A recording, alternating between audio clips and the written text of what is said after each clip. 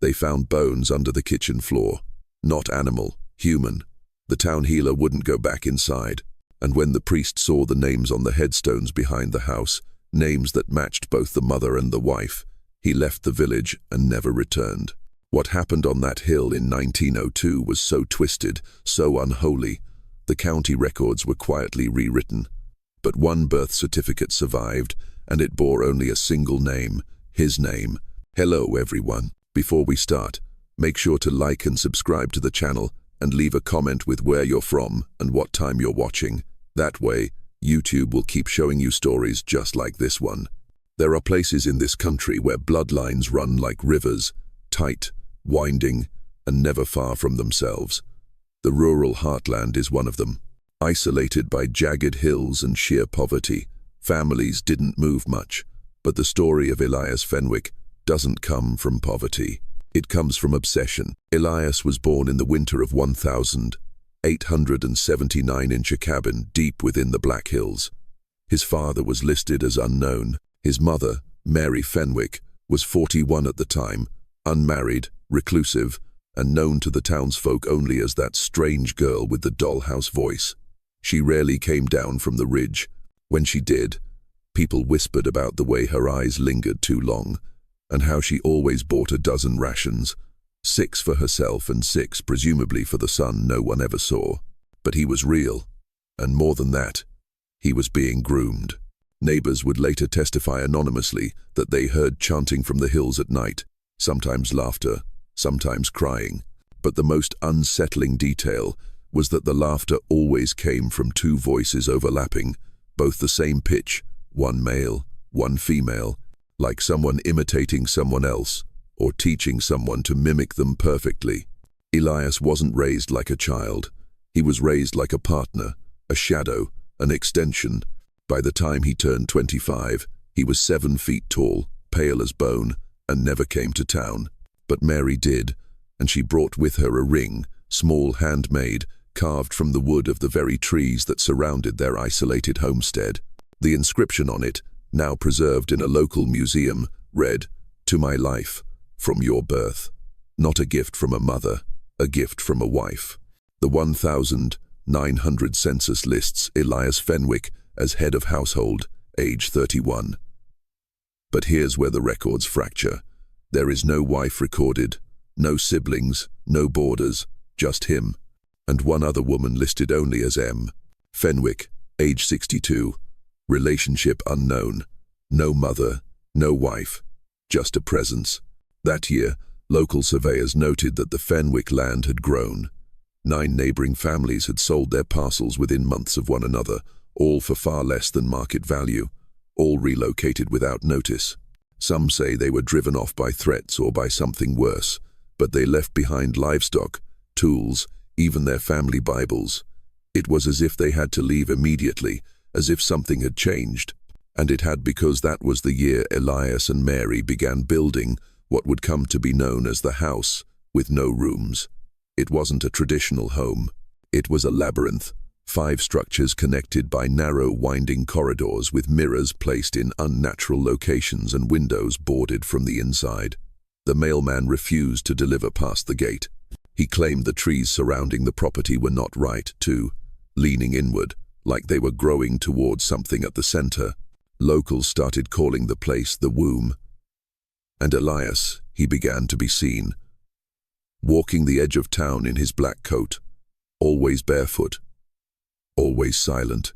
Children said he stared too long, that he didn't blink, that he smelled like perfume, specifically her perfume. By the fall of that same year, Mary stopped appearing entirely, but Elias began referring to someone again and again as my beloved, in conversations, in letters, even in a strange journal found years later, in the ashes of their homestead. He wrote about her as if she were both alive and dead, a wife and a mother, a god and a ghost. One entry read, "She is before me and within me. Her touch makes me pure. Her name is my name." He signed it, not Elias, but Fenwick. First name omitted, just the bloodline. In 1902, a local physician named Dr. Simon Wells was summoned to the Fenwick property. No one knows who sent the letter. only that it was written in perfect cursive, inked in a dark rust-colored brown, and sealed with wax pressed by what appeared to be a human tooth. Dr. Wells was hesitant but curious.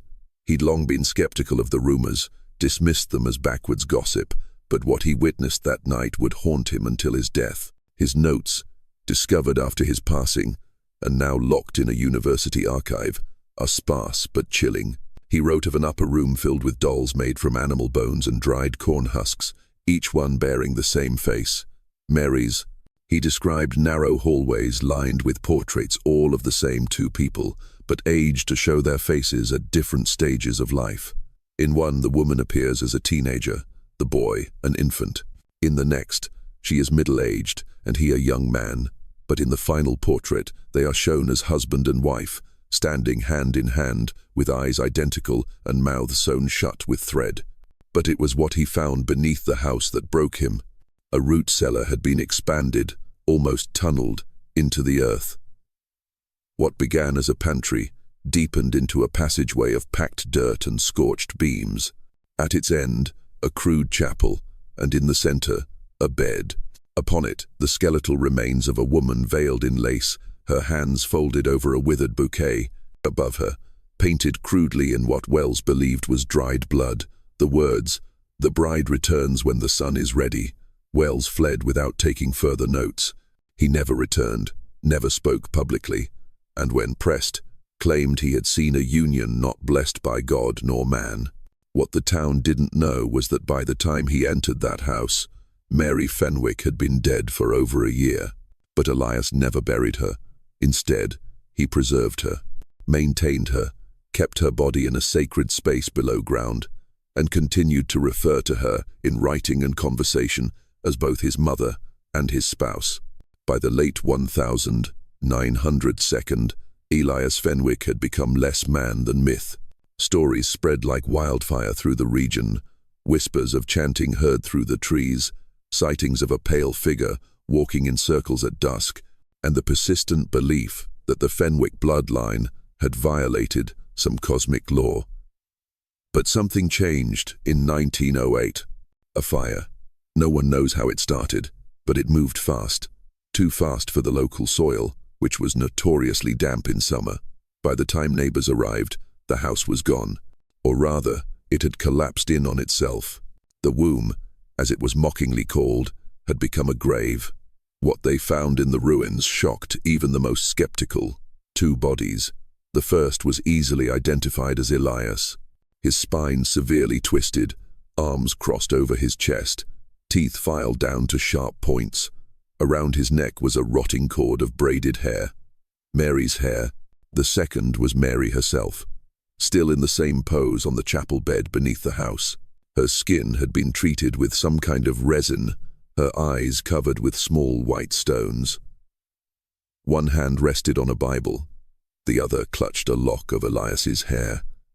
But the third body, charred, malformed, smaller, was unaccounted for. It appeared to be a child, but with adult proportions. Its face was severely disfigured, as if the bone structure had collapsed in on itself, and its fingers, 8 on each hand. No records existed of another person living there. No woman had ever been seen entering the property, but what unsettled the coroner most wasn't the extra digits or the deformities, it was the jaw. The third body's jawbone matched Elias's almost perfectly, not just genetically, but structurally. Anomalies in the molars, the same crooked incisor, even a fracture from childhood that had healed improperly. The odds were astronomical. The implication: Elias had fathered a child with his mother, and the child had lived and died possibly in that fire. Some locals claim Elias set the house ablaze himself, either in shame or in the belief that only fire could release them from what they had become. Others believe it was the town that someone or something wanted the Fenwick name erased. But it didn't work because months later a new name appeared in the church registry: P. Anderson, Aga 8, orphan, adopted. The name P. Anderson seemed innocuous enough, just another orphan in a town that preferred not to ask questions. He was taken in by Reverend Smith, a man known for his charity and unfortunate luck with children. His wife had died during childbirth, and his own son had drowned years prior. Locals believed the Reverend saw this new boy as a second chance. But strange things began happening almost immediately. P. Anderson refused to sleep indoors. He insisted on building a small shelter behind the church, fashioned from branches, roots, and discarded cloth. When questioned, he said the church walls crushed the voices. When asked what voices, he'd reply simply, "The ones that sing her name." He never mentioned his parents, never asked where they went, but he did carve a small wooden object, a ring identical to the one Mary Fenwick had given Elias decades prior, and he wore it constantly. Reverend Smith began keeping a journal documenting the child's behavior. At first, it was minor, strange drawings, sleepwalking, repeating phrases in a language no one recognized. But by winter the entries became frantic. "He doesn't age," Smith wrote. "His face changes subtly. I swear he smiles like an old man. Sometimes I hear two voices when he speaks, one high, one low. He keeps calling me father, but with a tone that chills me, like I am less than him, like I am the child." One night, during a particularly violent thunderstorm, Smith awoke to find P. Anderson standing over his bed, soaking wet, smiling. In his hand, a burned piece of paper with smeared ink. The only legible words: "The bride returns when the sun is ready." That was the last night P. Anderson was seen in public. Reverend Smith's home burned to the ground 4 days later. His body was found in the cellar, positioned exactly like Mary Fenwick had been. Eyes covered, hands folded, mouth stitched shut. The boy was gone. No footprints, no witnesses, just one final journal entry scratched into the wall of the shelter behind the church. "She came back, not as before, but as fire, and she took me in her arms." If you're still watching, you're already braver than most. Tell us in the comments, what would you have done if this was your bloodline? Decades passed. The Fenwick name faded from memory on purpose. Locals began referring to that ridge as the burned place, a name their children learned not to ask about, and the church records where P. Anderson had been written were mysteriously lost in a flood in 1921. But trauma, even when buried, has a way of blooming underground. In 1944, a government surveyor named James Perry was sent to document old land titles for a rural electrification project. He was thorough, obsessive even. He wanted to map everything, every stone wall, every broken fence, and that's how he found it. At the top of a ridge, long overgrown, was a well. At least that's what he thought until he removed the rotten wood covering it and found stairs instead, spiral carved from stone leading down into total darkness. Perry was not a superstitious man. He carried a flashlight, rope, and a handgun. He descended alone. His personal field notes, later recovered from his abandoned vehicle, describe a winding descent into what he called a room that feels older than the land around it. It was circular, with walls covered in mirrors, each cracked down the center, but positioned to face each other endlessly. In the middle sat a wooden chair, small and child-sized, and on the walls painted in faded red again, the phrase "The bride returns when the sun is ready." Next to the chair lay a ring. Perry picked it up, described it in detail, wooden carved, identical to the one from the Fenwick archives. But what disturbed him was the name burned into the inside. P. Anderson. He tried to leave, but something followed him. That's what he wrote in the margins of the notes in increasingly frantic handwriting. "It knows my name. It's watching through the mirrors. She's here." Then nothing. His flashlight was later recovered, found in the woods 8 miles from the ridge, batteries intact. His handgun was discovered in a creek, rusted but loaded. Perry was never seen again. To this day, locals refuse to hike that ridge. Hunters say the birds won't fly over it. And some say that on windless nights, if you stand quietly, you'll hear something echoing from beneath the earth. 2 voices, one male, one female, singing the same name. There are families in American history whose sins are recorded in court documents, newspaper clippings, and death certificates. But the Fenwicks are not one of them. Their story lives in whispers, in burned journals, and in the buried guilt of a town that tried to forget. But forgetting does not mean erasing. In 1989, a graduate student from the University of Virginia, researching folklore for his dissertation, stumbled across the name Elias Fenwick in a faded newspaper tucked into a church Bible for preservation. The article was brief, just a single sentence. E. Fenwick, presumed dead in the fire, 1908. No kin, but the student, intrigued, dug deeper. What he found was a scattered paper trail, odd purchases from old ledgers, land deeds signed with only an initial, and dozens of missing person reports filed over a span of 90 years, all near the same wooded ridge. He tried to map them, every incident, every unexplained disappearance, every burned home, and what emerged chilled him to his core, a spiral, the center of which was the old Fenwick property. His research was never published. His professor dismissed it as hysteria disguised as anthropology. But the student's notes, later found by his roommate, revealed something else. Drawings, dozens of them, each one of a woman in a wedding veil, no eyes, just empty sockets filled with hair, and a boy beside her, growing older in each image. Until finally, in the last sketch, they were the same. A man and woman, hand in hand, with mouths sewn shut and a ring on each finger. One final note sat at the bottom of the folder, handwritten and seemingly scrawled in panic. The line never broke. The blood runs backward. She marries what she births, and he births what he marries. In 1991, the student vanished on a hiking trip near the same ridge. His body was never recovered. Only his camera was found, its final photo showing a shadowed figure in a white dress, half hidden behind a crooked tree. Some say it was a prank, others say it was her.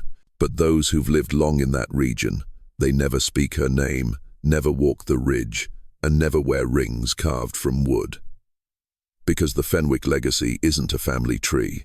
It's a circle unbroken, eternal, rotating in silence beneath the roots of America.